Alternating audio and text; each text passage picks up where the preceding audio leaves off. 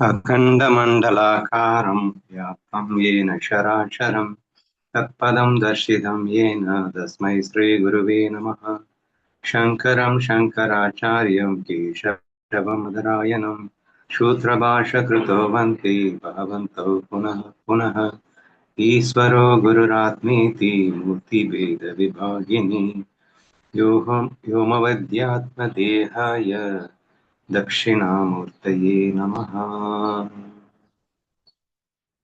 பவித்ர இந்திரயாணி நதிக்கரையில் மௌலி ஞானேஸ்வர் மகராஜின் அருளால் அவரது தந்தை எழுதிய காட்டேஜி அபங்கம் என்ற ஒரு 12 அபங்கங்கள் கொண்ட பகுதியில் நேற்று 5 அபங்கங்கள் வரை நாம் முடித்துவிட்டோம். இது தொடர்ச்சியாக 6வது அபங்கம் என்று நாம் காண வேண்டியது. உங்க எல்லாருக்குமே தெரியும், இந்த தாட்டேஜி அபங்கம் என்பது முழுக்க முழுக்க ரோஷம் வருபவர்களுக்காக எழுதப்பட்டது அப்படின்னு. ஆக்சுவலா ஒரு குவாலிட்டியை நம்ம டிஸ்ட்ராய் பண்ணிட்டோம் அப்படின்னா கிட்டத்தட்ட நம்ம எல்லா குவாலிட்டியும் டிஸ்ட்ராய் பண்ண மாதிரி தான். அப்ப இந்த ரோஷம் அப்படிங்கறத நீங்க வராம பாத்துட்டீங்கன்னாலே ஆட்டோமேட்டிக்கா ஈகோ அழிச்சா தானே முடியும். அப்ப ஈகோவே அழிச்சிட்டீங்கன்னா அப்ப எல்லா குவாலிட்டியையும் நம்ம டிஸ்ட்ராய் பண்ண மாதிரி தானே. ஸோ தேர்ஃபோர் பர்டிகுலரா ஏதாவது ஒரு பர்டிகுலர் குவாலிட்டியை நம்ம ஃபோக்கஸ் பண்ணி அதே சமயத்துல அதன் வாயிலாக பிரம்ம ஞானத்தையே கொடுத்து விட வேண்டும் என்ற ஒரு நோக்கத்தில் தான் இந்த அபங்கம் எழுதப்பட்டதுன்றதையும் சேர்ந்து புரிஞ்சுக்கணும். ஏதோ ரோஷக்காரர்களாக மட்டும் எழுதியிருக்காங்கன்னா மற்றவங்களுக்கு இல்லை அப்படின்னு அர்த்தம் இல்லை. ரோஷத்துக்கும் அடிப்படை ஈகோ தான் காரணம், இல்லை மற்ற எல்லா கெட்ட குணங்களுக்கும் அடிப்படை காரணம் ஈகோ தான். அப்ப இதை தூக்குறதன் மூலியமா இதை தூக்கணும்னாலும் இந்த ஈகோ தூக்கி தான் ஆகணும். So indirectly it is aiming for பிரம்மஞானத்தையே கொடுக்கும் வல்லதாக இந்த தாட்டேஜி அபங்கம் அமைகிறது என்றும் சேர்ந்து புரிந்து கொள்ள வேண்டும். Now we will see what is in the 6th one. முதல்ல தமிழ்ல அதை என்ன இருக்குன்றத அந்த 4-5 வழிகள்ல பார்த்துடலாம். நீங்கள் ஒருவரே துறவியாகிவிட்டால், துறவின்னா ஞானி, சந்து, யோகி என்ன வேணா வச்சுக்கணும், சான்றோர் என்ன வேணா வச்சுக்கலாம். மற்றவர்கள் எல்லோரும் வீணாகிவிட்டார்கள் என்ற அர்த்தமா? இதெல்லாம் வேறடி காட்டமாக கேட்கின்ற சில கேள்விகள் இதெல்லாம். ஆனா நம்ம நிறைய பேர் அப்படித்தான் நினைச்சிருக்கோம். நான் என்னமோ 4 வார்த்தை படிச்சதுன்னு நான் ஞானி ஆயிட்டேன் அப்படிங்கிற மாதிரியும், மற்றவங்க எல்லாம் ஒண்ணும் தெரியாதவங்க அப்படிங்கிற மாதிரியும் நிறைய பேருக்கு இந்த ஃபீலிங் இருக்கு. அதனால ரொம்ப காட்டமாவே இந்த முதல் கேள்வியை கேட்கிறா. அனைத்து விகாரங்களும் அந்த பிரம்மத்திலிருந்தே தோன்றுகின்றன, ஆனால் அனைவரும் மாயையின் வலிமைக்கு பலியாகிறார்கள். ஆக்சுவலா இந்த விகாரங்கள் அப்படிங்கிறது எங்கிருந்து வந்தது அப்படின்னா பிரம்மத்துக்கிட்ட இருந்தா வந்தது. கொஞ்சம் ஹையர் நாலேஜை டச் பண்ணி இங்க சொல்றா, நம்ம டீட்டெயிலா பார்க்கும்போது பார்க்கலாம். மாயை எப்போது வேரோடு அழிகிறதோ அப்போதுதான் இந்த அகிலமே பிரம்மமாக தோற்றம் அளிக்கும். ஆதி முதல் அந்தம் வரை உள்ள இந்த உண்மையை உணருங்கள், அப்போதுதான் ஒரு ஞானி உண்மையான மகிழ்ச்சியை அடைய முடியும். அண்ட் ஃபைனலி, கவலையையும் கோபத்தையும் பெண்ணுக்கு தெல்லுங்கள். ஞானேஸ்வரா, தயவு செய்து கதவை திறவுங்கள். ஸோ இதுதான் ஓவியனுடைய மொத்த சாரம். இது நமக்கு 1 by 1 இப்ப பார்க்கணும். மராட்டியில என்ன சொல்லியிருக்காங்கன்னா, ஏக் ஆபன் சாது ஜாலி, நீர் ஒருவரே சாது என்றால் ஏற கோண வாயா கேலி. வாயான்னா வேஸ்ட்னு அர்த்தம். இப்போ மற்றவங்க எல்லாம் வேஸ்ட், நீ ஒருத்தன் தான் ஞானியா? இப்போ மற்றவங்க எல்லாம் வீணா போயிட்டாங்க, நீ ஒருத்தன் தான் ஞானி ஆயிட்டியாக்கும். ஸோ இதுதாங்க நக்கல் அவ கேட்குற கேள்வி. சரியா? இது யாரை பார்த்து கேட்குறாங்க? நீங்க பாட்டு மௌலியை பார்த்து கேட்குறாங்கன்னு நினைச்சிடாதீங்க. நம்மளை பார்த்து நமக்காக எழுதப்பட்ட ஸ்லோகம்ன்றது உங்களுக்கு நல்லாவே தெரியும். இப்போ நிறைய பேர் 10-15 வருஷமா நம்ம ஞானத்தையே சத்சங்களையும் கேட்டுக்கிட்டு இருக்கோம், நம்ம ஞானி ஆயிட்டோம் அப்படிங்கறதெல்லாம் மனசுக்குள்ள நினைப்பு. நீ ஹர்ட் ஆயிட்டு ஒரு வாரத்துல வந்துட்டு அப்படிங்கிறப்பவே ஆட்டோமேட்டிக்கலி அங்க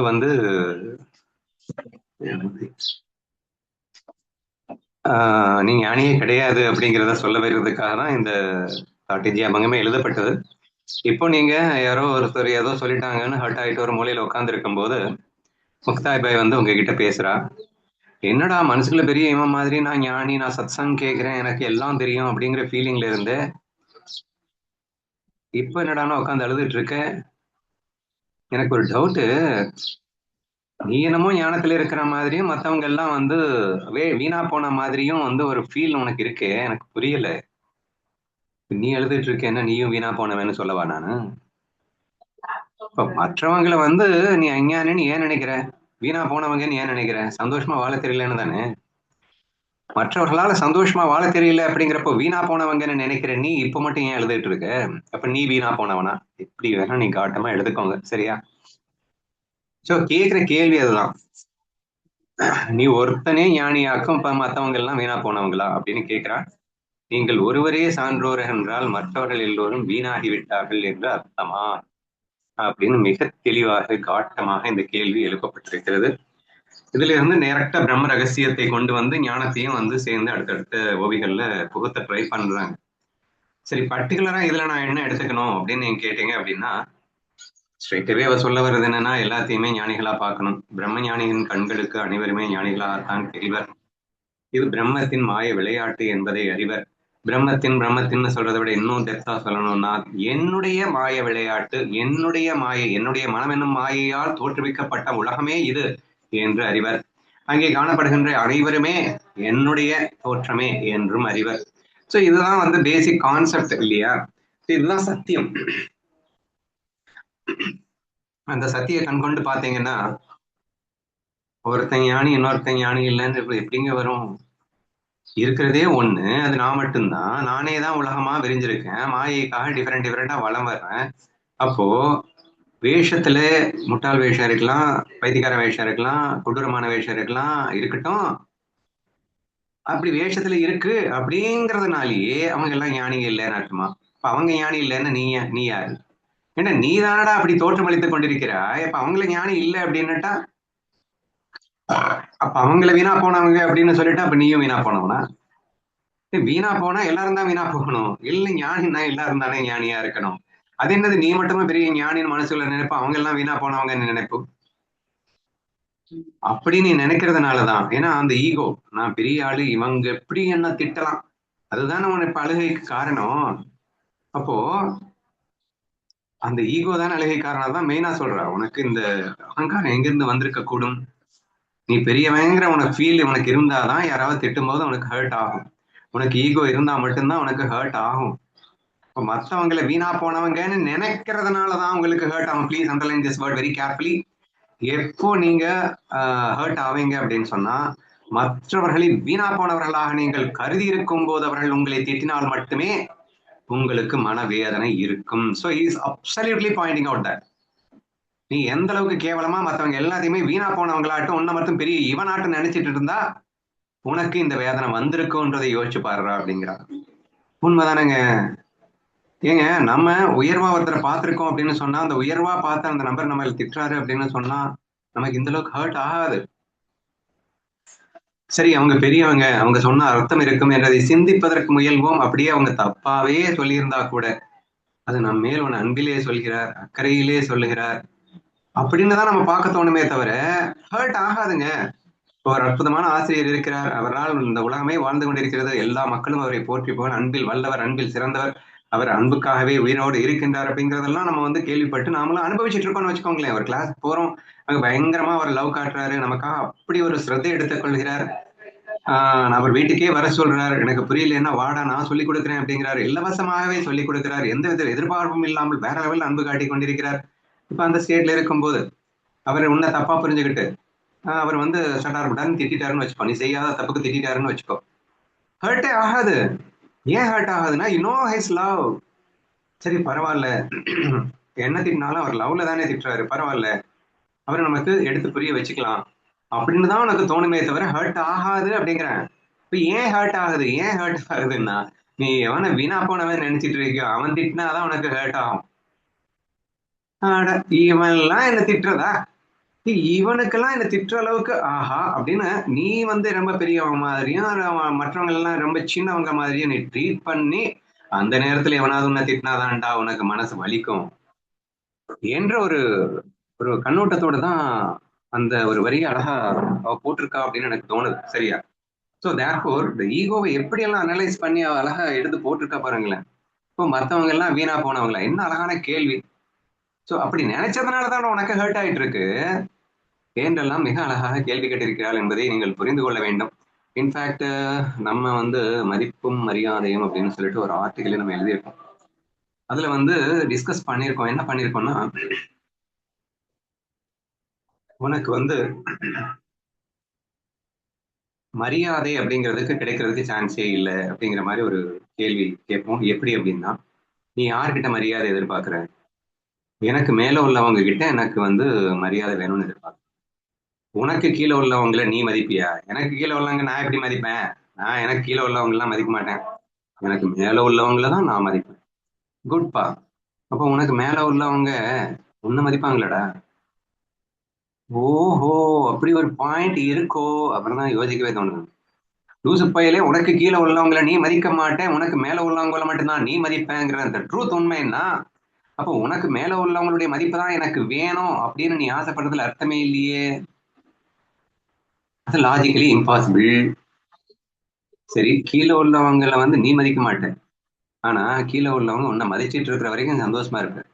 கீழே உள்ளவங்களே உன்னை மதிக்கலைன்னு வச்சுக்கோ, அது டேக் ஈஸியா தானே எடுத்துக்கணும். அவனால அதை எடுத்துக்க முடியல இல்ல. மேல உள்ளவங்களை மதிப்பை எதிர்பார்க்கிற, கீழே உள்ளவங்களை நீ மதிக்கல. சரி, கீழே உள்ளவங்களை நீ மதிக்கல, சரி, அவங்க உன்னை மதிக்கணும்னு ஏன்டா எதிர்பார்க்கிற? நீ மதிக்காதவர்கள் உன்னை மதிக்க வேண்டும் என்று ஏன் எதிர்பார்க்கிறாய்? எந்த அளவுக்கு லூசத்தனமா நம்ம வாழ்ந்துட்டு இருக்கோம்னு பாருங்களேன். நம்ம அடிக்கடி சொல்லுவோம்ல, ரோட்ல ஒரு பைத்தியக்காரன் போயிட்டு இருந்தான், அந்த பைத்தியக்காரன் வந்து எல்லாத்தையும் திட்டிட்டு இருந்தான். அப்ப நானும் என் ஃப்ரெண்டு போயிட்டு இருந்தோம். என் ஃப்ரெண்டை பார்த்தா வழக்கம் போல அவன் பாட்டுக்கு திட்டிட்டு இருந்தான். அவன் கோவம் பொத்துக்கிட்டு வருது. அவன் சொல்றான், ஏடா நானும் அவ்வளவு கேவலமா போயிட்டேனா? இந்த பைத்தியக்காரன்லாம் நான் திட்டுற அளவுக்கு நான் கேவலமா போயிட்டேனா? இருறா, நான் ரெண்டுல ஒண்ணு பாத்துறேன் அப்படின்னு ஒரு ஃபீல் வருதுன்னா என்னங்க சொல்றது? டேய், நீ தான் அவனை மதிக்கல இல்ல, அவனை பைத்தியக்காரங்கிற இல்ல, இவன் ஒரு லூசுங்கிற இல்ல, நீ அவனை மதிக்கல இல்ல, அவன் ஏன்டா உன்னை மதிக்கணும்னு எதிர்பார்க்கிற? how fool we are அப்படிங்கறத தயவு செய்து யோசிச்சு பாருங்க. சோ எப்படி நீங்க யோசிச்சு பார்த்தாலும், நீங்கள் அடுத்தவர்களாக மட்டமாக கருதுவதனாலேயே உங்களுக்கு ஹர்ட் ஆகின்றது.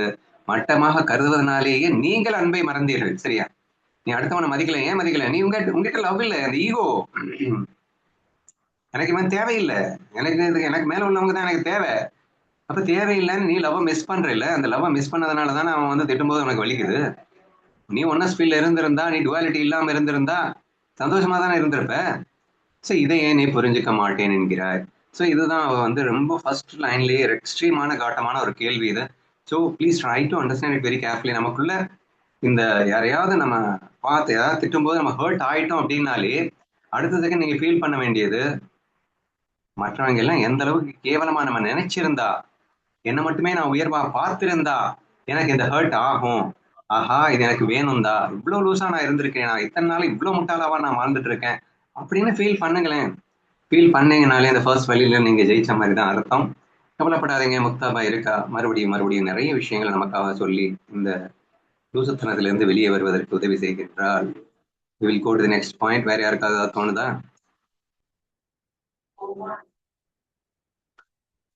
சரி, நெக்ஸ்ட் லைன்ல உடே விகார பிரம்மி மூலி. இந்த விகாரங்கள்லாம் எங்க இருந்துடா வந்தது? ஹையர் நாலேஜுக்கு போயிட்டாங்க இப்போ. சரியா? சோ உடே விகார பிரம்மி மூலி, இந்த எல்லா விகாரங்களுக்கும் அப்படின்னா நீங்க சிம்பிளா புரிஞ்சுப்பாங்க, வேஷங்களுக்கும் பிரம்மன் தானடா காரணம். அவகே மாயேச்சே கா பலி. அவகே மாயேச்சே கா பலி. அந்த மாயை அப்படிங்கிறத புரியாம இருக்கிறதுனால நமக்கு இந்த கஷ்டங்கள் வந்தது அப்படின்னு அழகா எடுத்து சொல்றார். ஸோ இங்கிலீஷ்ல என்ன சொல்லியிருக்கேன்னு முதல்ல படிக்கிறேன். All impulses and distortions arise from the root of Brahman. Distortions அப்படிங்கிறத விட நீங்க எல்லா குணங்களும்னு வச்சுக்கோங்க. விகாரங்கள் அப்படின்னா ஏற்றத்தாழ்வுகள்னு அர்த்தம். நல்ல கெட்ட, உயர்வு தாழ்வு, இந்த டுவாலிட்டிஸ் அப்படின்னு சொன்னாலும் விகாரங்கள்னு சொல்லலாம். இப்படி எல்லா விகாரங்களும் எங்கிருந்து பார்த்து, அனைத்துக்கும் மூலம் பிரம்மம் என்பதை மறந்தாயோ? பிரம்மம்னா இந்த இடத்துல கடவுள்னு கூட வச்சுக்கோங்க. சரியா? yet everyone falls victim to the power of Maya. அந்த இங்க எவ்ரி ஒன் அப்படிங்கறத நான் எடுத்துக்க மாட்டேன். அவகே மாயேச்சி கா பலி. அந்த மாயையினால் நீ பலியாக இருக்கின்றான்னு தான் நம்ம எடுத்துக்கணும். சரியா? அனைத்து விகாரங்களும் அந்த பிரம்மத்திலிருந்தே தோன்றுகின்றன, ஆனால் மாயையின் வலிமைக்கு நீ பலியாகி விட்டாய், அப்படி புரிஞ்சுக்கோங்க. சரியா? கண்டிப்பா முக்தாய் அப்படிதான் எழுதியிருக்கா. அவகே மாயே சி காபலி. காபலி அப்படின்னு சொன்னதன் மூலியமா அந்த விகாரங்கள் எல்லாம் பிரம்மத்திலிருந்து தோன்றுகின்றன. ஆனால் அதை புரிந்து கொள்ளாமல் பிரம்மம் மாயையாக தோன்றுகின்ற, மாயையில் தோற்றுவிக்கிற இந்த விகாரங்களை உண்மை என்று நம்பி இருந்தா கண்டிப்பா உனக்கு ஹர்ட் ஆகத்தானே செய்யும் என்ற அழகான ஒரு அற்புதமான விஷயத்த இங்க ஹையர் நாலேஜ்ல இருந்து ரொம்ப சூப்பரா பிரசென்ட் பண்றான். இதுல இருந்து தயவு செய்து புரிஞ்சுக்கோங்க, அது what is the power of higher knowledge, importance of higher knowledge அடிக்கடி சொல்லிட்டு இருக்கேன். மோஸ்ட் ஆஃப் தி பீப்புள் வந்து நம்ம ரொம்ப ஈஸியா எடுத்துக்கிறீங்க, மற்ற எல்லா நாலேஜையும் ஃபாலோ பண்றீங்க, இது வந்து எனக்கு புரியலன்னு ஒதுக்கி தள்ளுறீங்க. பட் இது ஹவ் இம்பார்ட்டன்ட் இட் இஸ். மேல சொன்னது ஓகே, அது உங்களை காட்டமா வந்து உங்களை உணர வைக்கிறதுக்காக அழகா சொல்லிட்டா. பட் என்னதான் சொன்னாலும் நீ மத்தவனை வீணா போனவன் தானே பார்த்த, நீ எங்க ஒன்னஸ் ஃபீல்டுக்கு வருவ? அப்ப டுவாலிட்டி இருக்கத்தானே செய்யும், விகாரங்கள் இருக்கத்தானே செய்யும். அப்போ இது என்னதான் ஈகோவை வந்து ஒரு போடு போட்டுற மாதிரி அந்த மாதிரி வரிகளை பேசும்போது உனக்கு வந்து மாறணுங்கிற ஒரு தாட் தான் வரும். எப்படி மாறணும்னு தெரியாதுப்பா. எப்படி மாறணும்னா அதுக்கு நீ ஹையர் நாலேஜுக்கு வந்துதான் ஆகணும். பிரம்மம் யார் என்று, நான் யார் என்ற விசாரத்துக்கு நீ வந்துதான் ஆகணும். சோ இந்த உலகத்திற்கு மூலம் என்ன என்று புரிந்துதான் ஆகணும். அதனால அவ அழகா இங்க எடுத்து சொல்றா, டே கண்ணா, நீங்க வந்து மூலையில உட்காந்து அழுது விட்டு இருக்கும் போது அந்த முக்தா வந்து அவங்க கிட்ட பேசுறா, முட்டாளே, இப்போ அவனை வந்து கொடூரமானவன், அவன் பைத்தியகாரன், அவன் இருக்கன், அவன் மோசக்காரன், என்ன வேணா வச்சுக்கூடா. ஆனா அதெல்லாம் எங்க இருந்துதான் வந்துச்சு? பிரம்மத்திலிருந்தே அப்படின்னு சொல்றதை விட இன்னும் ஒரு ஸ்ட்ரைட்டாவே சொல்லணும்னா அதெல்லாம் உங்ககிட்ட இருந்து தானடா வந்துச்சு. ஏன் இப்ப உட்காந்து அழுதுட்டு இருக்க அப்படின்னு கேட்டா, தோ அவன் அப்படி இருக்கான், தோ இவன் இப்படி இருக்கான், அவன் என்ன இப்படி சொல்லிட்டான் அப்படின்னு எல்லாம் பேசிட்டு இருக்கியே, அதெல்லாம் யாரு? அதெல்லாம் எப்படி வந்தது? நீ உன்னுடைய மனம் எனும் மாயையிலிருந்து உருவாக்கப்பட்டது தானே அவையெல்லாம் என்பதை மறந்தாயா? அனைத்து விகாரங்களும் உன்னிலிருந்தே தோன்றுகின்றன என்பதை மறந்தாயா?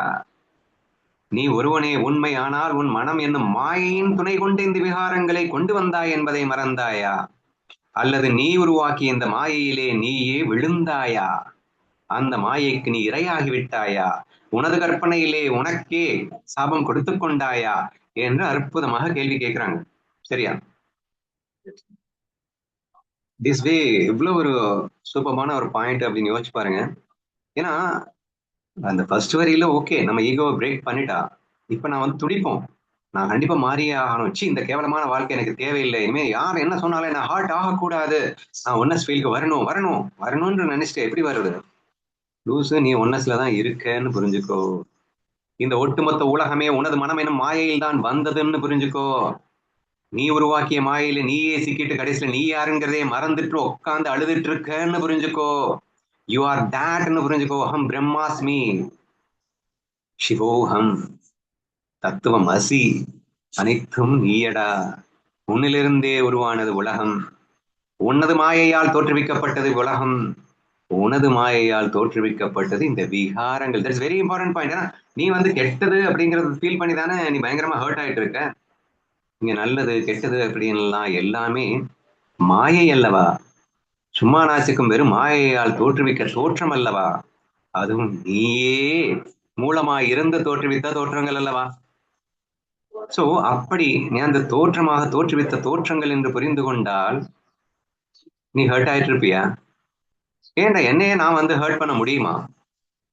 இந்த அழகா இவளே வந்து அடுத்தடுத்து நிறைய ஸ்லோகங்களை கேட்பான்னு நினைக்கிறேன்.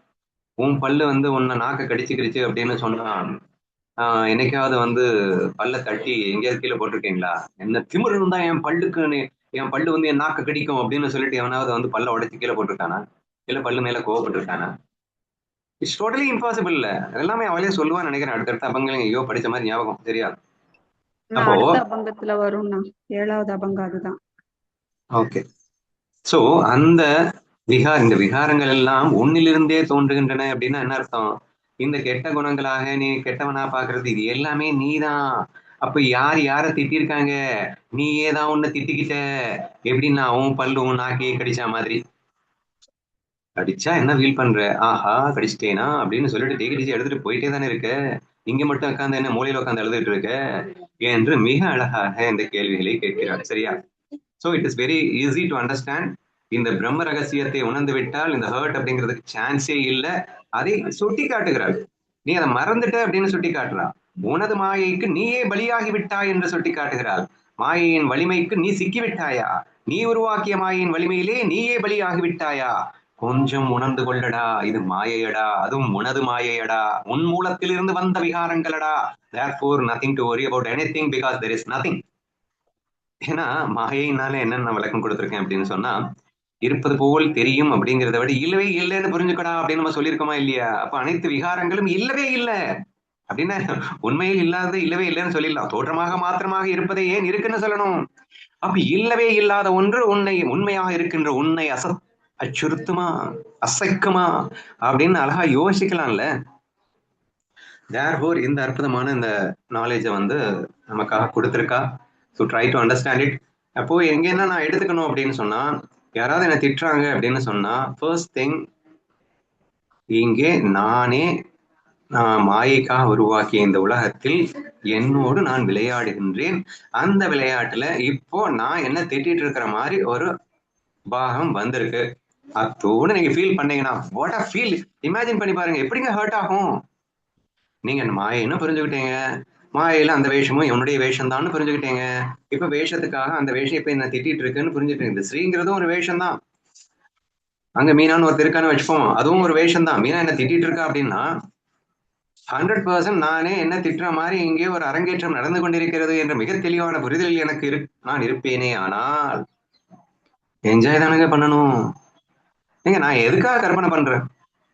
why should I do an imagination? Can I not do it for my own bliss? எனது மகிழ்ச்சியை விதவிதமாக வெளிப்படுத்தி மகிழ்வதற்காகத்தானேடா நான் எண்ணங்களை உருவாக்குகிறேன், மாயையாக விரிந்தேன்.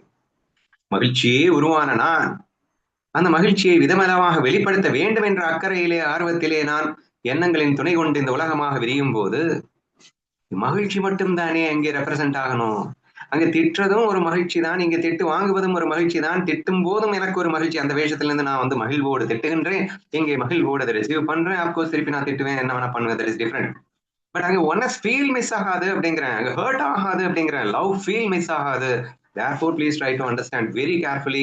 if someone hurts you, யாராவது உங்களை திட்டுறாங்க அப்படின்னா இது என்னுடைய மாய விளையாட்டில் நடக்கின்ற ஒரு அங்கமாக பாருங்கள். ஆட்டோமேட்டிக்கா நீங்க உங்களை யார் என்று உணர்ந்து விடுவீர்கள். இந்த மொமெண்ட்ல நீ யாருன்னு நீ புரிஞ்சுக்கிட்டேனாலே, உனது மூலத்திலிருந்து இந்த மாய தோற்றம் தான் இதுன்னு புரிஞ்சுக்கிட்டேனாலே, you will not victim for it. நீ அதற்கு பலியாக மாட்டாய் அப்படின்னு புரிஞ்சுக்கோங்க. ஓகேவா? ஓகே, நான் அமிர்தானுபவ் படி சொல்லணும்னா ஒன்றுபட்ட தன்மையை விட்டு விடாமலேயே ரெண்டாக பிரிந்து விளையாடுகிறார்கள்னு சொல்லலாம். அதாவது அந்த மல்யுத்த வீராங்கனை எக்ஸாம்பிள் சொல்வேங்க இல்லையா, சும்மாவே உட்கார்ந்தா போர் அடிக்கும். அதனால ரெண்டு பேருக்கும் வந்து நல்ல மல்யுத்தம் தெரிஞ்சிருக்கு அப்படின்னா அப்ப விளையாட வேண்டியதுதான். ஆனா வெளியில பாக்குறதுக்கு சண்டை போடுற மாதிரி இருக்கும். ஆனா அவங்களுக்குள்ள அந்த ஃப்ரெண்ட்ஷிப் அப்படிங்கிறது ஒன்னஸ்ல இருந்துட்டு விளையாடுற மாதிரி விளையாடு அப்படின்னு சொல்ற மாதிரி எடுத்துக்கிறேன் நான். கண்டிப்பா we can take that example. ஓகேவா? இனி verse 3ல மாயா சமூல முரேல் ஜெவஹா.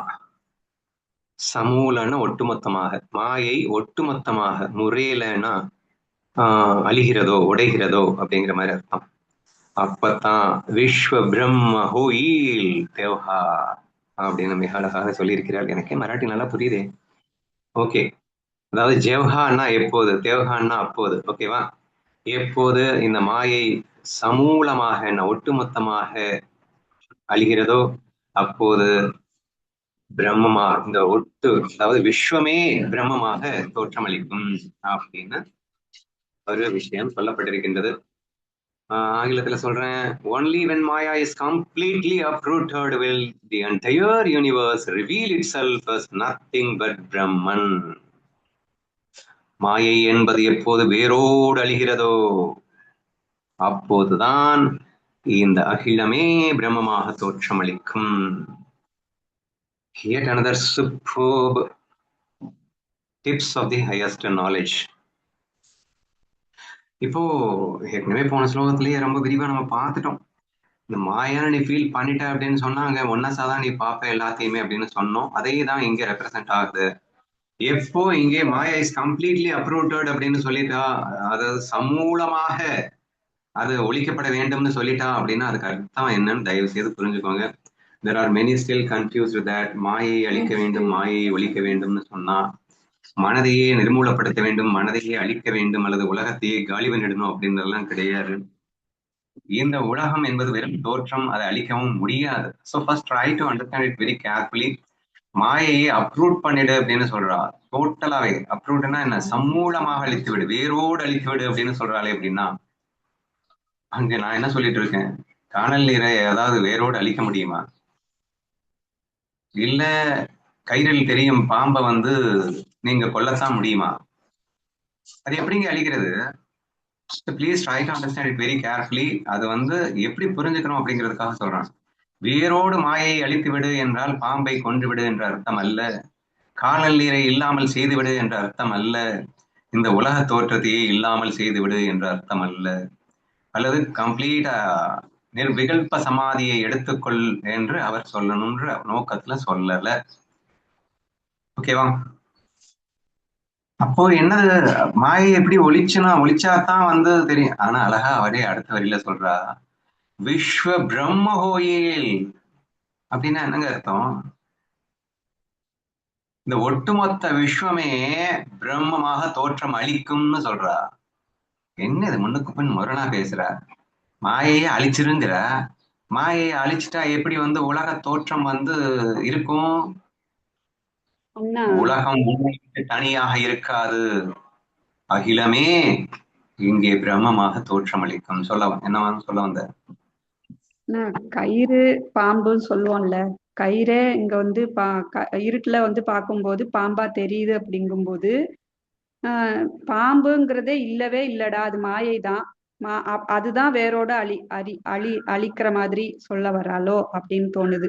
அப்போ பாம்புங்கிறது இல்லவே இல்லை அப்படிங்கும்போது இருக்கிறது என்ன அப்படின்னா கயிறு மட்டும்தான். பாம்பு இல்லவே இல்லைன்னு தோணுச்சுன்னா இருக்கிறது பிரம்மம் மட்டும்தானே தோணும் அப்படிங்கிற மாதிரி சொல்ல வராளா? எடுத்துக்கலாம். முழுசா சொல்லி முடிச்சதுக்கு அப்புறம் மறுபடியும் டவுட் வந்தா கேள்வி. ஆக்சுவலி மாயையை வேரோடு அழிக்க முடியாதுன்னு நான் சொல்லிட்டு இருக்கேன். அதனாலதான் முன்னுக்கு பின் முரணா பேசுற மாதிரி இருக்கு. மாயை எப்போது வேரோடு அழிகிறதோ அப்படின்னு சொல்லிட்டு அகிலமே தோற்றமளிக்கும் அப்படிங்கிறார். மாயைங்கிறதே தோற்றம் தான். தோற்றத்தை வேரோடு அழிச்சிட்டா அப்புறம் எப்படி அகிலமே தோற்றமளிக்கும் அப்படின்னு நெக்ஸ்ட் வார்த்தை வரும். அங்கதான் சீக்கிரட்டே இருக்கு. இப்போ இந்த அகிலம் உனக்கு எப்படி தெரியுது? உண்மையா தெரியுது. இப்போ உனக்கு பாம்பு எப்படி தெரியுது? உண்மையா தெரியுது. இப்ப காணல் நீர் எப்படி தெரியுது? உண்மையா தெரியுது. ஆனா மாயை வேரோடு அழித்து விட்டு நீ வந்து பார்த்த அப்படின்னா அப்பையும் பாம்பு தெரியும், காணல் நீர் தெரியும், இந்த உலகம் தெரியும். ஆனா அது பிரம்மமே அப்படி தோற்றமளிக்கிறதுன்னு தெரியும். கயிறு தான் பாம்பு மாதிரி இருக்குன்னு தோற்றமளிக்கிறதுன்னு புரிஞ்சுப்ப. அங்க இருக்கிறது கயிறை தவிர எதுவுமே இல்லை அப்படின்னு உனக்கு தோணிடும். ஆனா கயிறை தவிர எதுவுமே இல்லைன்னாலும் ஆனா கயிறே தான் எல்லாமா இருக்குன்னு தோணும். அகிலமே பிரம்மமாக தோன்றும், அல்லது பிரம்மமே அகிலமாக தோற்றமளிக்கும். எப்படி வேணாலும் சொன்னாலும் ஒண்ணுதான், சரியா? we cannot find any big difference between these two.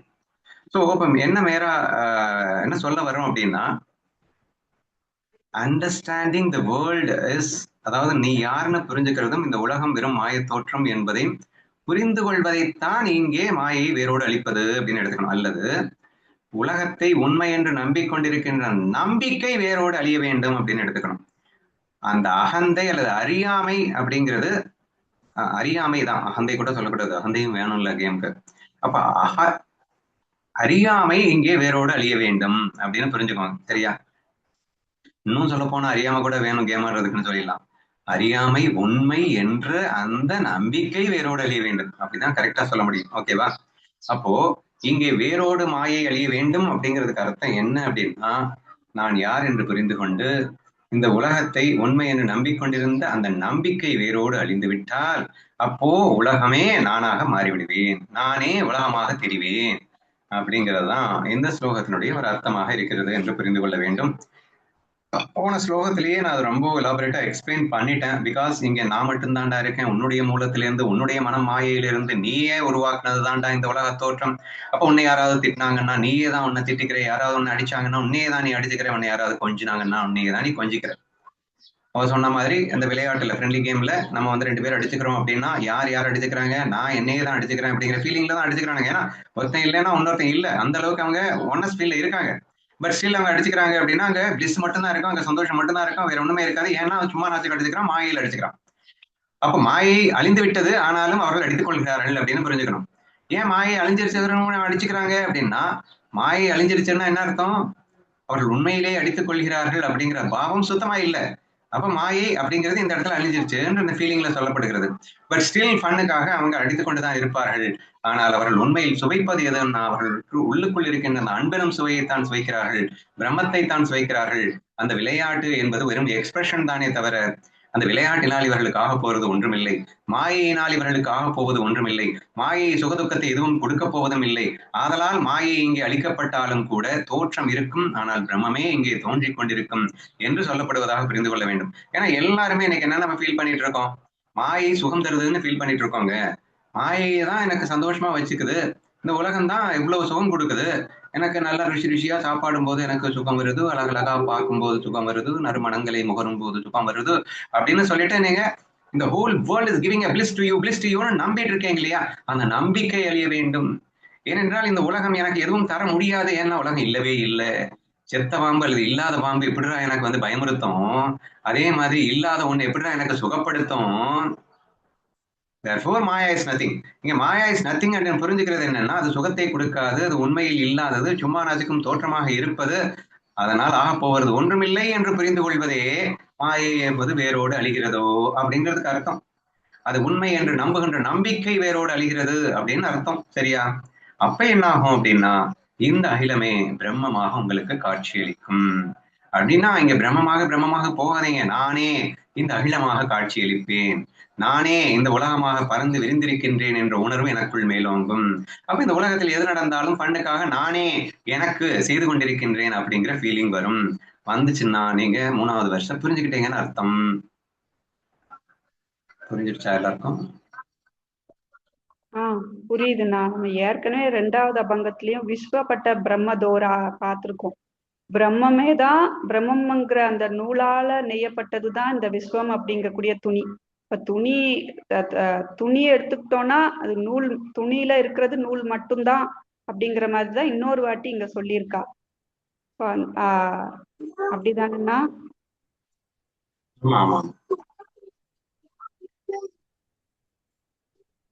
Okay, அடுத்த 4வது வரி. ஐசே சம்ஜா ஆதி அந்தி, ஆதி முதல் அந்தம் வரைக்கும் இப்படி புரிந்து கொள்ளடா. இவ்வளவு நேரம் நான் சொல்லி கொடுத்தேன்ல, அந்த மாதிரி புரிந்து கொள்ளடா. மகசுகி வியாவே சாந்தி, அப்பதான்டா சந்தோஷமா இருக்க முடியும். மராட்டி எனக்கு நல்லா புரியுது. Understand this truth from the beginning to the end. Only then can a saint find a true happiness.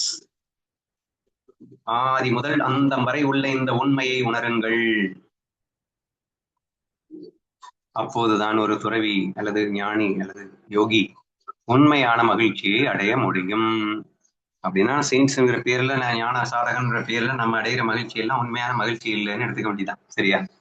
சரி, இதுல பர்டிகுலரா என்ன சொல்ல வர்றேன்னா, எண்ட் டு எண்ட் அண்டர்ஸ்டாண்ட் பண்ணிக்க ட்ரை பண்ணுங்கிற. ஆதி முதல் அந்தம் வரை அப்படின்னு சொன்னா ஹையர் நாலேஜ்ல ஒரு பிட் சந்தேகம் கூட உனக்கு வரக்கூடாது. A to Z அப்படின்னு சொல்லுவோம்ல, அதைத்தான் இங்க சொல்லியிருக்கா. End to end, A to Z, ஆதி முதல் அந்தம் வரை அப்படின்னா, நான் வந்து உங்ககிட்ட வந்து பிரம்மம்னா என்ன, ஈஸ்வர சைத்தன்யம்னா என்ன, ஜீவ சைத்தன்யம்னா என்ன 1000 கொஸ்டின்ஸ் தொலைச்சு கேட்டாலும் கூட உங்களுக்கு பதில் சொல்ல தெரியணும், இன்ஃபேக்ட் புரிஞ்சிருக்கணும் அப்படின்னு சொல்ல வரேன். சரியா? சோ டவுட்டே இல்லாம உங்களுக்கு புரிஞ்சிருக்கணும். நான் எப்படி குழப்பி கேட்டாலும் அனைத்தும் நான் என்று சொல்கிறாயே அப்படின்னா எல்லாம் எனக்கு ஏன் தெரியல, எல்லாமே நான் தானா, எல்லாருடைய குவாலிட்டிஸும் ஸ்கில்ஸும் எனக்கும் வந்திருக்கணும் தானே, அது ஏன் எனக்கு தெரியல.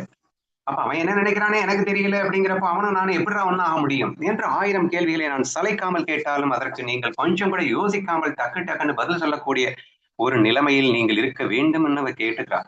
That is why we say that A to Z என்ற வார்த்தை யூஸ் பண்ணியிருக்கான் அப்படின்னு பாருங்க.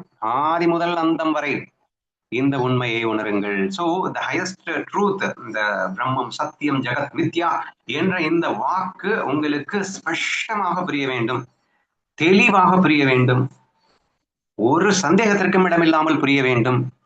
அப்படி நீங்கள் புரிஞ்சா மட்டும் பத்தாது, அப்பதான் அதை உணர முடியும். அதனால உணருங்கள் அப்படிங்கிறா. நீங்க மெயினா சம்ஜா அப்படின்னா புரிதல் அப்படின்னு தான் அர்த்தம். நீங்க எடுத்துக்கோங்க, அங்கே உண்மையான உணர்தல் அப்படிங்கிறது அப்பதான் நிகழும். முழுமையான அந்த அண்டர்ஸ்டாண்டிங்ல முழுமையான உணர்வு ஏற்பட்டுடும். அப்கோர்ஸ் அதை சொல்லவே வேணாம். Once if you understand that, அப்போதுதான் அந்த ஞானி உண்மையான மகிழ்ச்சியை அடைய முடியும்னு சொல்லி காட்டணுமா என்ன? ஏண்டா பிரம்ம பாவம்னாலே அது சச்சித்தான் அந்த சொரூபம் அல்லவா? இஃப் யூ அண்டர்ஸ்டாண்ட் தட், நான் அது அப்படின்னு புரிஞ்சிருச்சுன்னா, அகம் பிரம்மாஸ்மின்னு புரிஞ்சிருச்சுன்னா, அதுவாகவே நான் இருக்கின்றேன்னு புரிஞ்சிருச்சுன்னா, அதுக்கப்புறம் எப்படி சந்தோஷமா தானே இருப்பேன். அதை சொல்லி காட்டணும்னு அவசியம் இல்லை. இல்ல, ஆட்டோமேட்டிக்கலி நான் சந்தோஷமாக நான் அப்போதுதான் இருக்க முடியும் அப்படிங்கிற மாதிரி கூட வச்சுக்கோங்க. சரியா? அப்போது மட்டும்தான். நாம அப்படியேதான் சொல்லியிருக்காரா, மக சுகி வியாவே சந்தி, அப்போதுதான் அப்படின்னு சொல்லியிருக்கா. நம்ம எக்ஸ்ட்ரா ஒரு வேர்டு வேணா அப்போது மட்டுமே தான் அப்படின்னு போட்டுக்காங்க. Unless and otherwise, if you don't understand this highest knowledge and if you don't feel it and if you don't experience it, it is impossible to be happy அப்படிங்கிறது தான் இங்க மெயினா சொல்ல வரக்கூடிய ஒரு விஷயம். So therefore don't under estimate அப்படின்னு நான் சொன்ன விஷயத்தையே நீங்க எடுத்துக்கோங்க. இது எந்த அளவுக்கு இந்த முக்தாபாய் வெறும் அகங்கார, ஐ மீன் கர்வத்தை, அது என்னடா அது ஹர்ட் ஆறதுக்கு பேர் என்ன, ரோசக்காரர்களுக்காக எழுதப்படுகிறேன்னு சொல்லிட்டு ஒட்டுமொத்த பிரம்ம ரகசியத்தை அவர் வெளிப்படுத்திக் கொண்டிருக்கிறாள் என்பதை நீங்கள் உணர முற்படுங்கள். அப்ப அவளுக்கு தெரியாதது இல்லை. ரோசம் போகணும் அப்படின்னா சின்னதா ஏதாவது சொல்லி எனக்கு அனுப்ப வேண்டியதானே. இதுக்கு எனக்கு ஹையர் நாலேஜ் கொடுக்குறேங்க, எதுக்கு எடுத்தாலும் ஹையர் நாலேஜா கொடுக்கறது, இதுக்கு சிம்பிளா ஏதாவது கொடுக்கலாம்ல அப்படின்னு கேட்கலாம். கொடுக்குறா, எல்லாத்தையும் தான் சொல்றா. ஆனா இதையும் விட்டு வைக்காம சொல்றதன் மூலியமா என்ன புரிஞ்சுக்கணும்? அல்டிமேட்லி ரூட் அவுட் ஆகணும்னா, அவனுடைய இருந்த அக்னரன்ஸ், அதாவது அறியாமைங்கிறது ரூட் அவுட் வெளியே போகணும் அப்படின்னா அது இந்த பிரம்ம ரகசியத்தை புரிந்தால் மட்டும்தான் முடியும். பிரம்ம ரகசியத்தை புரியாமல் நீ என்னதான் அப்போதைக்கு நீ ரிலாக்ஸ்டா இருந்தா கூட மீண்டும் சிக்குவதற்கான வாய்ப்பு உள்ளது. நான் யார் என்று தெரிந்து விட்டால் அதுக்கப்புறம் நீ பெர்மனண்டா நீ யார்ல தான் இருப்ப. யூ கேனாட் கெட் டவுன், கீழே இறங்கி வருதல் என்பது உனக்கு நடக்க சான்ஸே இல்லை என்ற ஒரு ரகசியத்தை புரிந்து கொள்ளுங்கள். தேர்ஃபோர் எந்த பர்டிகுலர் வரியில ரிக்வஸ்ட் பண்றா, ஆதி முதல் அந்தம் வரை இந்த உண்மையை உணருங்கள். A to Z டவுட்டே இல்லாம ப்ளீஸ் அண்டர்ஸ்டாண்ட் பண்ணிக்கோ. ஏன்னா அந்த moment when you understand, automatically will be that அப்படின்னு மாறிடுவேன். ஞானம் அப்படிங்கிறது என்ன சொல்லுவாங்கன்னா, எதை தேடி போகிறாயோ அதுவாகவே நீ ஆகிவிடுவாய் அப்படின்றதுதான் ஞானத்தினுடைய மகிமையே. ஏன்னா நீ அதுவாகவே தான் ஆல்ரெடி இருக்க, பட் நீ அதை உணரப்போற, அவ்வளவுதான். ஸோ தேர்ஃபோர் இதை புதிதாக நீ ஏதோ ஒன்று அடைவது அல்ல, நீ ஆல்ரெடி அதுவாகத்தான் இருக்கின்றாய் அப்படின்னு தான் அதிகமாக சொல்லப்பட்டு கொண்டு வருகின்ற ஒரு விஷயம். அப்போ அதை மறைத்தது எது? நீ உருவாக்கிய உனது மாயையிலே நீயே சிக்கிக் கொண்டாய் அப்படிங்கிறது. அப்ப அந்த மாயையின் தன்மையை உணர்ந்து இது எனது மனமாயையால் உருவாக்கப்பட்டது என்றதும் புரிந்து உண்மை சுரூபத்திற்குள் நுழைந்து விட்டால் அக்கணமே எல்லா துக்கமும் காலாவதி ஆயிடும். அல்லது காலாவதி ஆயிடும்ன்றதை விட துக்கம் கூட தோற்ற மாத்திரமாக தெரியும்னு வச்சுக்கோங்க. அதுக்கப்புறம் ஞானி அழுவான், ஆனா செம்மையா ஃபீல் பண்ணி வேற லெவல்ல என்ஜாய் பண்ணி அழுவான். மேடை பாடகன் எக்ஸாம்பிள் சொல்லியிருக்கேன். கோவப்படுவான் நம்ம துர்வாசர் மாதிரி, ஆனா அங்க வேற லெவல் லவ் மட்டும்தான் இருக்குமே தவிர, ஆனந்தம் மட்டுமா இருக்குமே தவிர வேற எதுவுமே இருக்காது. So therefore even after that you will appear in this world. உலக தோற்றம் இருக்கும், நீயும் தென்படலாம். உனது பிராப்த கர்மா இருக்கும் வரை இருக்கும். அல்லது நீயாகவே விரும்பி ஒரு அவதாரமாக வர வேண்டும் என்று நினைத்தால் அடுத்த ஜென்மத்தில் மறுபடியும் கூட அவதாரம் எடுத்து வரலாம். அல்லது 1000 வருஷம் இந்த பெரிய யோகிகள் ஞானிகள்லாம் வாழ்ந்துட்டு இருக்கிற மாதிரி வாழணும்னு நினைச்சாலும் இருக்கலாம். That doesn't matter actually. But நீ சந்தோஷமா இருப்ப. நீ இல்லைனாலும் சந்தோஷமா இருப்ப, நீ இருந்தாலும் சந்தோஷமா இருப்ப. ஏன்னா இது வெறும் மாயை. நீ எப்போதும் இருந்து கொண்டேதான் இருக்கின்றாய். மாயைக்கு அப்பாலும் நீ இருந்து கொண்டுதான் இருக்கிறாய், மாயைக்கு உள்ளும் நீ இருந்து கொண்டுதான் இருக்கிறாய் என்றெல்லாம் நாம் புரிந்து கொள்ளும் போது இந்த சில்லி மேட்டர்ஸ் லைக் யாராவது என்ன திட்டுறாங்க, அவன் என்ன திட்டான் என்று இன்னும் டுவாலிட்டியே இல்லைல்லப்பா. You need a duality to hurt get yourself, no? உனக்குள்ள ஹர்ட் ஆகணும் அப்படின்னா இன்னொருவன் ஒருத்தன் இருந்து, நீ வேற அவன் வேற, நீ பெரியவன் அவன் சின்னவன், இதெல்லாம் இருந்தாதானே ஹர்ட் ஆகும். எப்ப இதுவே இல்லையோ அப்படி எப்படி ஹர்ட் ஆகும்? So therefore try to understand it very carefully. It is such an important knowledge அப்படிங்கறத பர்டிகுலரா சொல்ல வரா. ஹையர் நாலேஜுக்கு இம்பார்ட்டன்ஸ் கொடுத்து இந்த வரியை அவர் தெளிவாக எழுதியிருக்கிறார் என்பதை மட்டும் புரிந்து கொள்ளுங்கள்.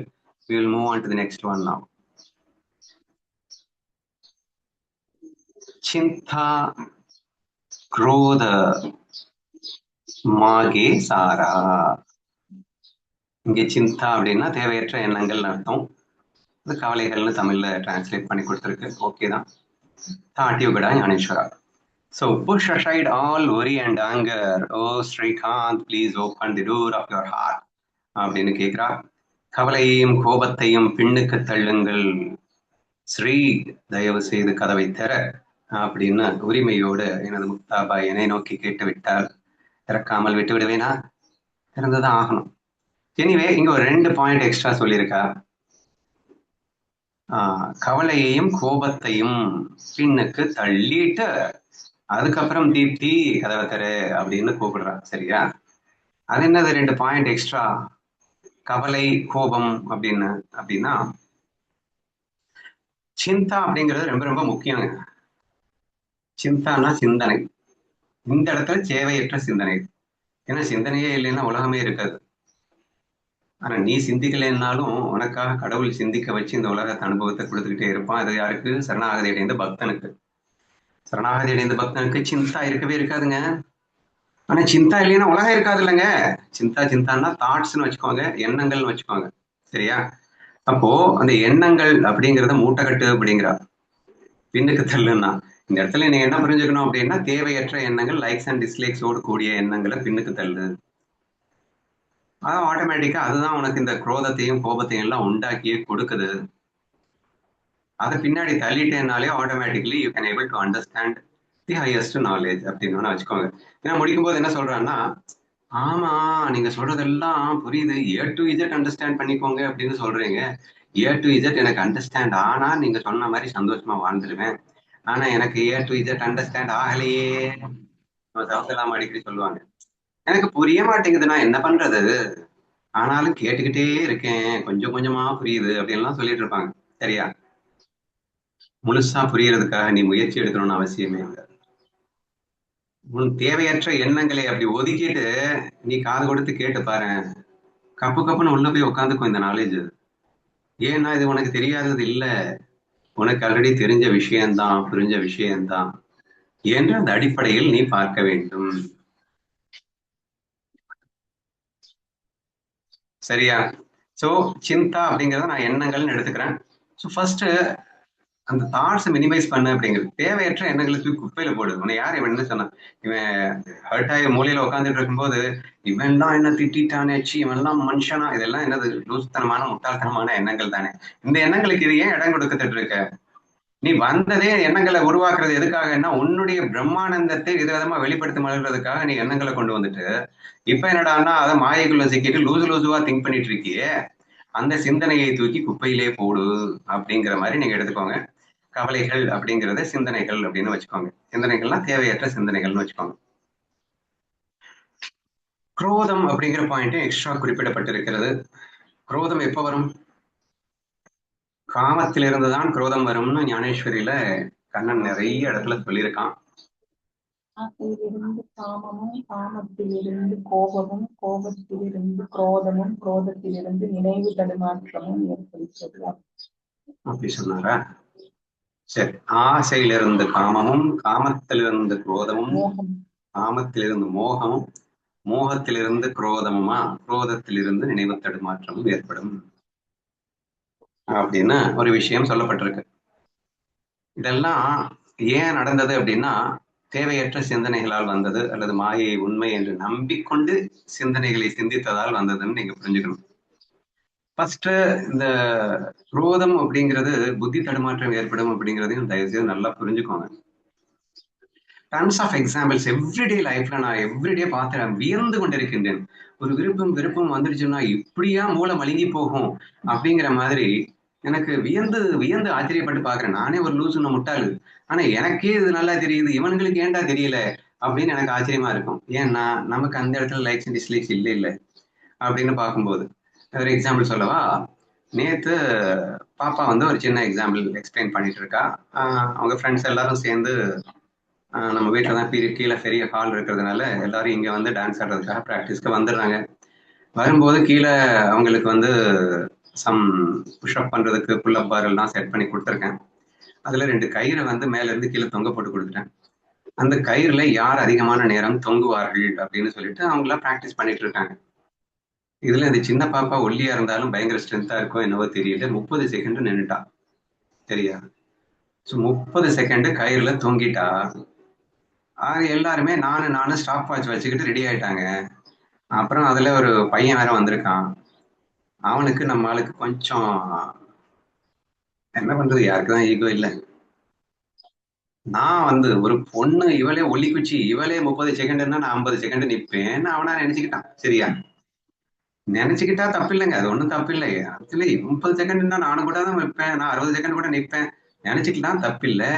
எடுத்து நிக்க ஆரம்பிக்கிற, இவன் பல்லு கில்ல எல்லாம் கடிச்சு உள்ள மெல்றான். ஆனாலும் 9 செகண்டுக்கு மேல போக முடியல. 9 செகண்ட் தாங்குறதுக்குள்ளே வெளவெளத்து போயிட்டு கீழே இறங்கிட்டான். சரி, கீழே இறங்கிட்டான்ல, முடியல அப்படின்னு ஃபீல் ஆகணும்ல. 9க்கே முடியலன்னா 30 பீட் பண்ண முடியாதான்னு புரியணும்ல. எங்க எவ்வளவு கேவலமா இருக்கு பாருங்களேன். சரி, இப்போ கை 2 வெளவெளத்து போயிட்டு இருக்குல்ல, நல்லா கை ரிலாக்ஸ்டா இருக்கும் போதே நீ 9 செகண்ட் வர முடிஞ்சதுன்னா, வெளவெளத்து போன கையை வச்சுக்கிட்டு மறுபடியும் ஏறினேன்னா நீ வந்து 9 கூட தொடமாட்டேன்னு மண்டைக்கு ஏறணும்ல. ஏறலைங்க, பரவாயில்ல விடுங்க. உடனே கீழே இறங்கின அடுத்த செகண்ட், இல்ல இல்ல இல்ல எனக்கு இன்னொரு சான்ஸ் கொடுங்க, உடனே நான் காட்டுறேன் அப்படின்னு மறுபடியும் ஏறி நிக்கிறான். மறுபடியும் 6 செகண்ட் கூட வரல. நான் மரமண்டிக்கு ஒரு நல்ல மாட்டுக்கு ஒரு சூடுன்னுவாங்க, 2 சூடு பட்டாச்சு இல்ல, மண்டியில ஏறணும் இல்ல. இப்ப இவளை நான் பீட் பண்ணி ஆகணும் அப்படிங்கிற வெறியில இறங்கின கையோட மறுபடியும் ஏறானா. அடுத்து 3 செகண்ட் தான் வந்திருக்கு. 3வது தடவை அடிபட்டான்ல, அந்த வெளவெளத்து போன கையோட இப்ப இன்னும் ஒரு தடவை எனக்கு சான்ஸ் கொடுன்னு மறுபடியும் ஏறி இருக்கான். 1 செகண்ட் கூட வரல. அதுக்கப்புறம் ஏறவே முடியல. அதுக்கப்புறம் தான் அவன் தோல்வியை அக்செப்ட் பண்றான். என்ன மனுஷங்கடா வாழ்றீங்க நீங்க? ஏன் ஒரு புத்திங்கிறது வேலையே செய்யாத? எங்கேயாவது சொல்ல தோணுது. சரியா? சரி. So how foolish we are if we just have a likes and dislikes in us. அவங்களுக்கு புத்தி இல்லாதவனா? இறைவன் எல்லாருக்கும் தானுங்க ஈக்குவலா புத்தி கொடுத்துருக்கான். ஜஸ்ட் இந்த ஒரு காமம், கோபம், குரோதம் இதெல்லாம் வரும்போது எங்க புத்தி சுத்தமா வேலை செய்ய மாட்டேங்குது அப்படிங்கிறேன் நானு. அந்த அளவுக்கு முட்டாள்தனமாக நேற்று நடந்த சம்பவம். ஏன்னா நான் ஒரு பெரிய மறதி பேர்வழி, அதனால எனக்கு நிறைய ஞாபகம் இருக்காது. நேற்று நடந்ததுனால இதை சொல்லிட்டேன். சோ அதனால குரோதத்தினுடைய டேஞ்சர் வந்து ஞானேஸ்வரில் அவர் சொன்னதை நீங்க புரிஞ்சுக்கணும். சோ தேவையற்ற சிந்தனைகளில் தான் ஆசை வருகிறது. ஆசையிலிருந்து காமம், காமத்திலிருந்து குரோதம். டிஸ்லைக்ஸ் அப்படிங்கிறது நம்ம 2-3 நாளா டிஸ்கஸ் பண்ணிட்டு இருக்கோம். லைக்ஸ் வந்தா கண்டிப்பா டிஸ்லைக்ஸ் வரும், டிஸ்லைக்ஸ் வந்தா லூஸ் ஆயிடுவேன். அதுக்கப்புறம் எங்கடா நீ வந்து சந்தோஷமா வாழ்றது அப்படின்னு ஞானதேவர் கேட்கறதெல்லாம் நம்ம தெரிஞ்சிருந்தோம். ஏன் தான் அப்படி லைக்ஸ்ல விழுறோமோன்னு எல்லாம் நம்ம டிஸ்கஸ் பண்ணிட்டு இருக்கோம் தான். சோ இங்கே இந்த விஷயத்தை புரிஞ்சுப்போம். தேவையற்ற எண்ணங்களையும் ஆசைகளையும் கோபங்களையும் விட்டொழித்து இருதய கதவினை நீ திறந்து வெளியே வா. அனைத்தும் ஒன்று என்ற புரிதலோடு உன் இருதய கதவினை திறந்து நீ வெளியே வா. ஸ்ரீ அண்டு உங்க பேரை போட்டுக்கிட்டு முக்தாபாய் அழைக்கிறாள் என்று புரிந்து கொள்ள முயற்சி செய்யுங்கள். புரிஞ்சுக்கிட்டீங்களா? புரிஞ்சதுண்ணா. நான் நேத்துக்கு இதே மாதிரி மித்யாவையும் கற்பனையையும் பின்னுக்கு தள்ளுங்கள் அப்படின்னு சொல்லி இருந்தது கடைசி வரியில. அதே மாதிரி இன்னைக்கு கவலையும் கோபத்தையும் பின்னுக்கு தள்ளுங்கள் அப்படின்னு இருக்கு.